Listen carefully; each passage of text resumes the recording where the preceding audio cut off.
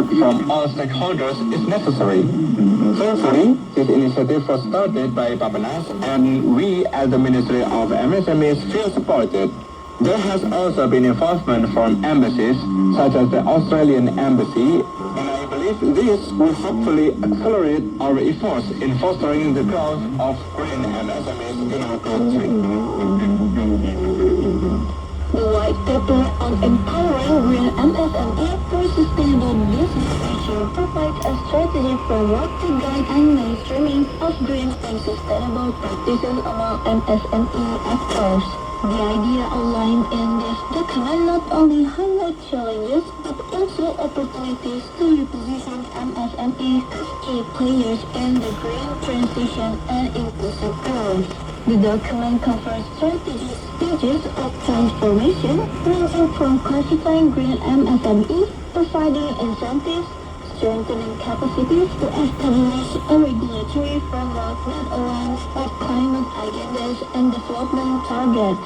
In addition, the document plays a crucial role in refining the implementation of the 2025 to 2029 National Midterm Development Plan by providing concrete policy direction to accelerate the green transition across sectors and regions. Rizka Fadila, Voice of Indonesia. Indonesia strongly condemns Israel's attack on Qatar. This was conveyed by the Sharjah Emir and interim of the permanent mission of Indonesia in Geneva, Ambassador Agnaso Habib, during the UN Human Rights Council emergency debate in Geneva, Switzerland on Tuesday.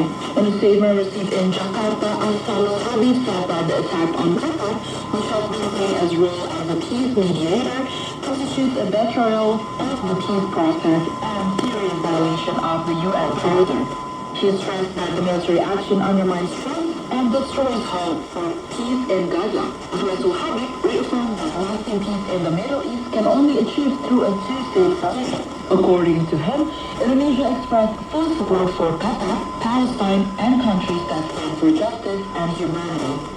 Indonesia's Minister of Trade Budi Santoso emphasized Indonesia's commitment to promptly begin negotiation for a comprehensive economic partnerships agreement with the Mercosur economic bloc.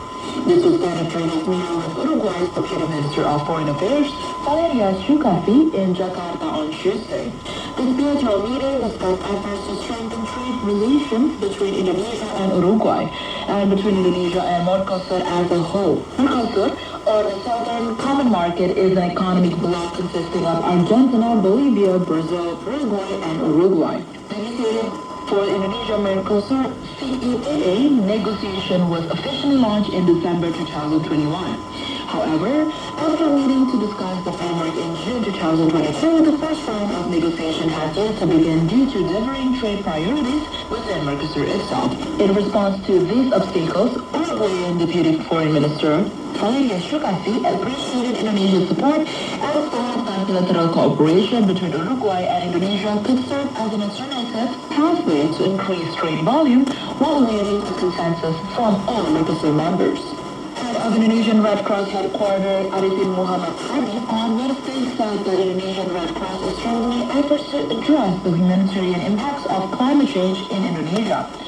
Speaking during the commemoration of Indonesian Red Cross Day, Arifin emphasized that climate change is no longer a distant threat, but a present challenge that directly affects communities. In his interview with Voice of Indonesia in Jakarta, Arifin Muhammad Hadi stated that the Indonesian Red Cross has rolled out strategies focusing on disaster preparedness, risk reduction, and community resilience. The Indonesian Red Cross urges public to take part in eco-friendly practices, such as reducing plastic, saving water and electricity, and protecting local ecosystems.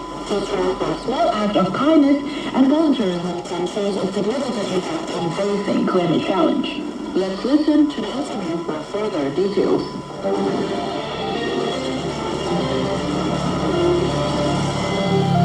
Radio service Voice of Indonesia from Indonesia to the world.